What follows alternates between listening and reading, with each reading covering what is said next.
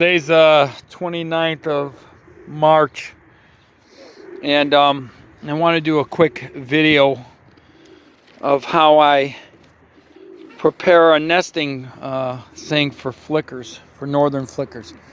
Okay, so what I have here is this is an oak log. Somebody gave me this. I saw it in their cut wood pile 20 years ago, believe it or not, and it had a natural cavity, natural hole here. See?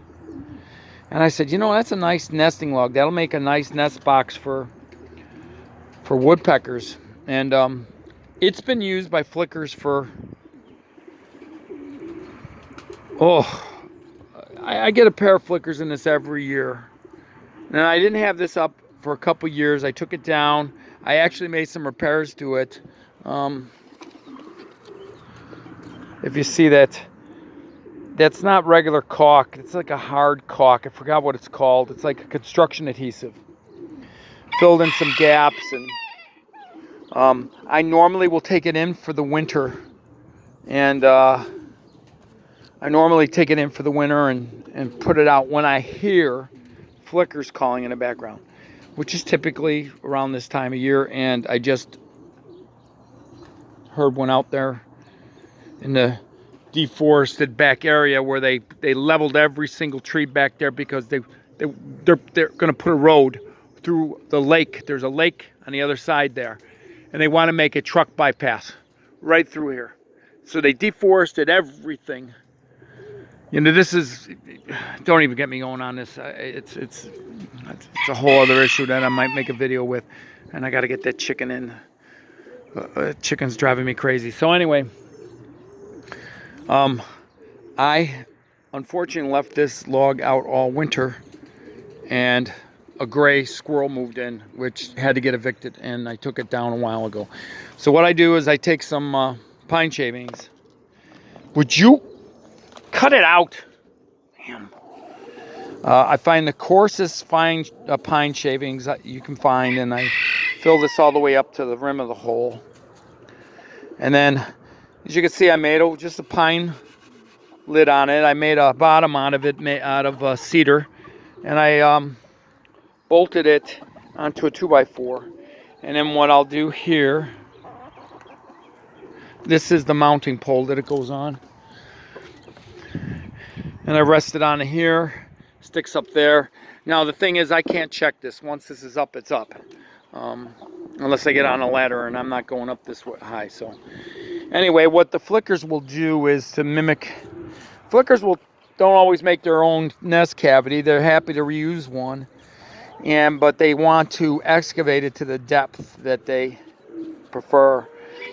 And this is about 3 feet long, or at least 2.5 feet long, and they will excavate it to about down here. So what I'll do is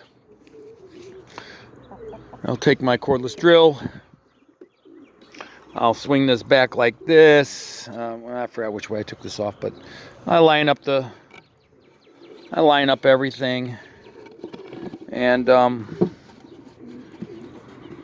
screw that back in, screw that back on, mount it back onto the pole, and put it up. Now here's the problem. When you put nest boxes up with holes this size, you're gonna get starlings. And if you're not willing to dispatch the starlings, do not do this to the flickers. You know, the problem with flickers, their biggest nest site competitor are starlings. And starlings will sit around and wait till these guys excavate this thing down, the starlings, and then they will go in there and take that nest cavity. And even though flickers are bigger, starlings are more aggressive, and they will drive them out. I've had them destroy nests. I've had them destroy eggs. And I don't play with starlings. I dispatch everyone that shows up here. Everyone that shows up here, if it stays around long enough, it's going to be gone. And here's one of the ways I do it. You see that? That's a trap house. That's got an elevator that goes down. When the starling goes in the hole in that thing, they go down, they go through the tube, and let me show you.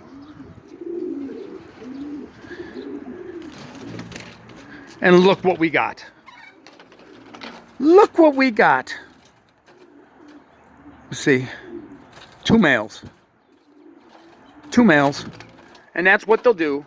The males will find a nest cavity. They'll call for a female. They'll jealously guard it. And they're really aggressive. And they'll kill starlings. So what happens is you got to trap these guys. You got to trap them, or you got to use some type of tool that launches some type of projectile with lethal force. All right, I'm using code words that anybody can understand here, because I don't want YouTube playing games. But my strategy works pretty good. This is a nice box trap for starlings too. This is not real. This is, they go in there and poof, that falls down. I got to loosen it up. This one is the same here. And that one is a nest box trap too. And typically what happens is when the flickers are defending their nest box, if flickers have taken this and claimed this box and are defending it, the starlings will investigate the closest cavity to them. So what they do is when this thing is up, what do? They fly over there, or they fly over here, or they fly in here and they get caught. And then once in a while, I get a starling that's real shisty. And what I do is I go in there with a particular tool, I talked about. And when he's up here singing his little song to attract a female or doing whatever he's doing, I usually will send him off to Valhalla or wherever they go when the mortal coil gets loosened, and they're gone. And I'm sorry, that's just the way it is. That's how things go when you're trying to protect native wildlife. So anyway, I want to get this box up. I'm going to screw this lid back on. And I do have some YouTube videos, I do believe, with me showing flickers feeding their young out of this. So, and I have several logs like this actually, different sizes. And I got another one I'm going to put up because it seems that I've increased the local population of flickers a little bit. So now I seem to get pairs fighting over this. So I'm going to put one in the front yard made out of a log that I've got too. A big, not quite as deep, but wider. So anyway, I hope that was informative. Till next time.